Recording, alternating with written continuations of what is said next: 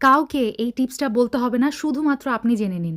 অন্যরা যখন আপনার হাতের রান্না খেয়ে প্রশংসায় পঞ্চমুখ হয়ে যাবে, সেই সময়টাতেও আপনি চুপ থাকবেন। কিচ্ছু বলতে হবে না, তারা খাবে আর ভিতরে, ভিতরে জ্বলতে থাকবে যে কিভাবে আপনার হাতের রান্না এত মজা হয়েছে।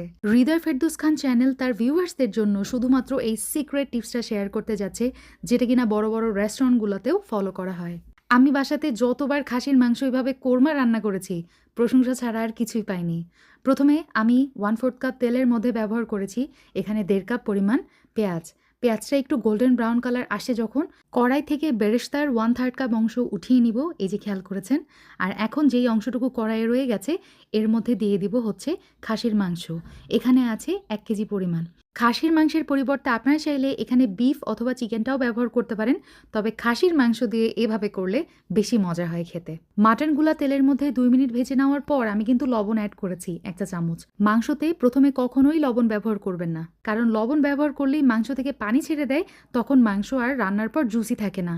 এখন মাটনের মধ্যে কিছু আমি গরম মসলা অ্যাড করেছি, আবারও খুব ভালো মতো আমি ভেজে নিয়েছি 2 মিনিট মতো।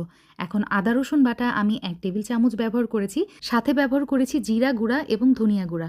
আবারও আমি 2 মিনিটের মতো মশলা সহ মাংস ভেজে নিব। এখন অ্যাড করে দিচ্ছি পানি, এখানে আছে প্রায় 1 কাপ মতো। কাভার করে আমি চুলার একদম লো আছে এটা জাল করতে বসিয়ে দিয়েছি। এইদিকে যে বেরেস্তাটা প্রথমে উঠিয়ে রেখেছিলাম না, সেটা ব্লেন্ডার জারে নিয়েছি, সাথে কতগুলো কাজু বাদাম, পোস্তদানা ব্যবহার করেছি, টক দই দিয়েছি এখানে প্রায় 3 টেবিল চামচ, কতগুলো কাঁচা মরিচ, আরও লাগছে 2টা বিস্কিট। এখানে এনার্জি প্লাস বিস্কিট নিলে ভালো, এটার স্মেলটা অনেক ভালো আসে। তো আমি 2টা বিস্কিট দিয়ে খুব ভালো মতো ব্লেন্ড করে এই ব্লেন্ডের মিশ্রণটা, মানে পেস্ট করা মিশ্রণটা আমি দিয়ে দিচ্ছি মাংসের মধ্যে। দিয়ে খুব ভালো মতো মাংসের সাথে এই মিশ্রণটা, মানে এই ম্যাজিক্যাল মিশ্রণটা বলতে পারেন, আমি মিক্স করে নেব। এখন অ্যাড করে দিব 1 কাপ মতো ব্লেন্ডার ধোয়া পানি, দিয়ে চুলার একদমই লো আছে এটা আবারও আমি কাভার করে জাল করতে বসে দিব। এই যে দেখতে পাচ্ছেন ওপরে কিন্তু তেল ভেসে উঠেছে। তো এভাবেই আমি কাভার করে চুলার জালটা একদম লোতে রেখে মাংসটা সুসিদ্ধ করে নিব। আর চুলার জালটা অবশ্যই লোতে রাখতে হবে, তা না হলে কিন্তু এই মশলাটা নিচে খুবই দ্রুত ধরে যেতে পারে। ঠিক আছে? তো এই পর্যায়ে অ্যাড করে দিচ্ছি হচ্ছে দুধ, এখানে আছে প্রায় 1.5 কাপ মতো। সাথে ব্যবহার করেছি চিনি, এখানে আছে 1.5 চা চামচ, কতগুলো আলু বখারা আমি ব্যবহার করেছি। আরও দিয়েছি আমার স্পেশাল গরম মশলা, আপনাদের সঙ্গে আমি শেয়ার করেছিলাম রেসিপিটা।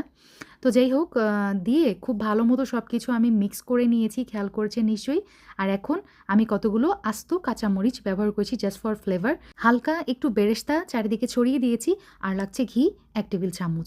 রান্নাটা এত সিম্পল, কিন্তু এটা লুকস টেস্ট কি যে আসে, মানে মারাত্মক অবস্থা। এটা কি দিয়ে খাবেন সম্পূর্ণই আপনার ইচ্ছা, তবে ঢাকা দিয়ে মাত্র 5 মিনিট ওয়েট করতে হবে, তাহলে